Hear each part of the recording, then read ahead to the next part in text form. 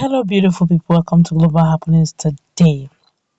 When it comes to the issue of Fulani Herdsmen and banditry, permit me to use those words used in social media. They're always five and six, they go hand in hand. As it is right now, southern governors are beginning to get very worried over some of the things going on.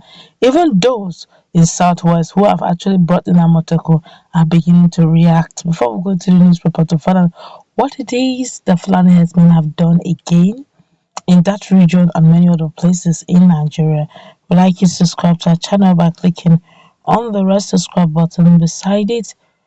You will see a bell notification icon. Please go ahead, click on it to get notified as soon as we update our channel on YouTube. Let's quickly go into the news. Governor Oluwarotimi Arakunrin Akeredolu of Ondo State has vowed that his government will not allow terrorists posing headers to overrun the state under any pretext. Akeredolu, who emphasized that he will not hesitate to bring the murderous herdsmen terrorizing some towns to justice, promised increased security in some parts of the state. The governor spoke in his office while receiving members of Auga community led by the Alaoga of Auga Akoko, Oba Samuel Agunloye, on a courtesy visit. Molega, an agrarian community in Ose, local government area of the state, was moved against by not less than 50 headers armed with equipment few days ago, with 3 people brought down and houses set ablaze after residents did not allow them to graze their cows on farmlands within the community. Also, several persons were also slain by suspected headers in Okeluse, Osel Council area on Sunday.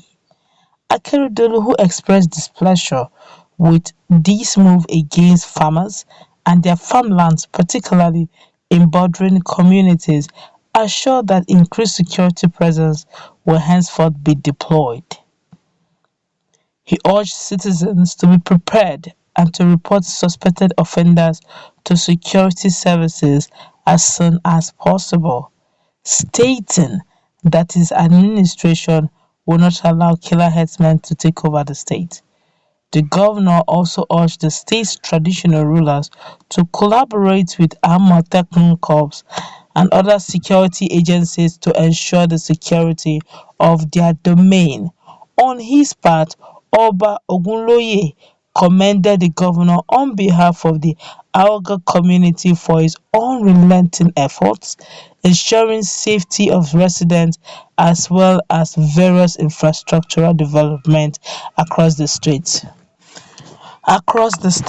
Now, this is getting really worrisome.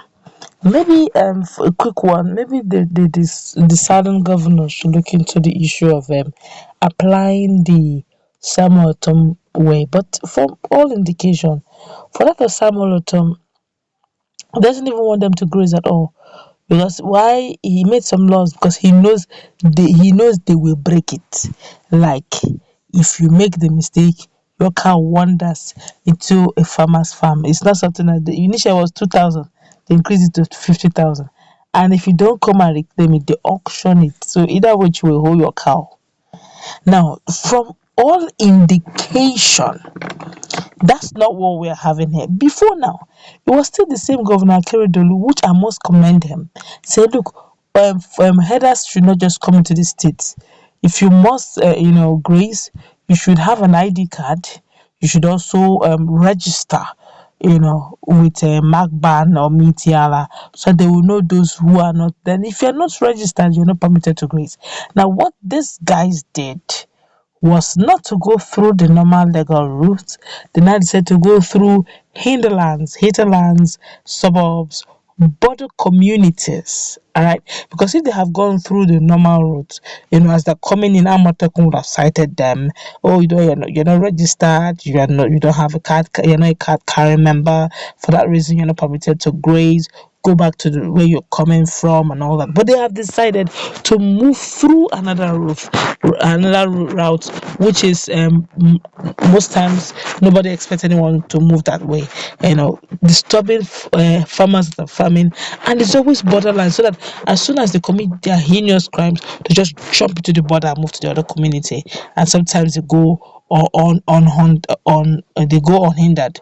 Now Akeredolu is getting very vexed, and he reminds me very quickly. If we are all conversant, news rather, if you're conversant with breaking news and what has been happening, even in the time past, you remember that the late Malafia had said something about this. He said based on the classified information he had then, of which he had to water down later on when security agencies came for him, that's DSS, he said that he had classified information that come 2022, January, February, March, that the southern part of the country will begin to feel the heat. Don't forget that what I feel personally now, that maybe why Akeredolu, Governor Rotimi Akeredolu, is feeling this heat much more than others right now. It's probably because he was among the finest governors that seem to have the antidotes of the Fulani Herdsmen. I don't know how this is going to be, but I would have preferred a situation where even the armored technical corps should be able to have equipment that they can use to combat and pursue the Fulani Herdsmen from the hinterland, because 50 headers that are coming with their all manner of equipment, and these are farmers who are probably Algerian, the community is probably Algerian, they don't have anything other than their farming tools, and the next thing something like that comes to them, unsuspecting, unprepared. Are you going to use like the Yorubas call it kondo lokpa, to go and be fighting headers that are with strong and powerful equipment?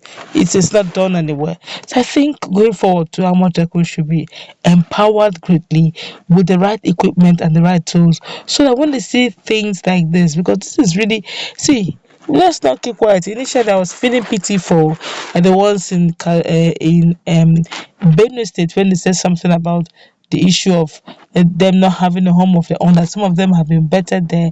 Their great grandfather lived in Benin peacefully. Where would they go from here? Which means by default, the based on what that young man said, the Fulani headsman said, by default, the Fulanis are not, especially the ones in Benue, may not actually be indigenous. Maybe they came in, they were accepted, and a policy of a naturalization set in, and hence they were now called citizen. But to say that their forefather Usman Danfodio, I don't think so.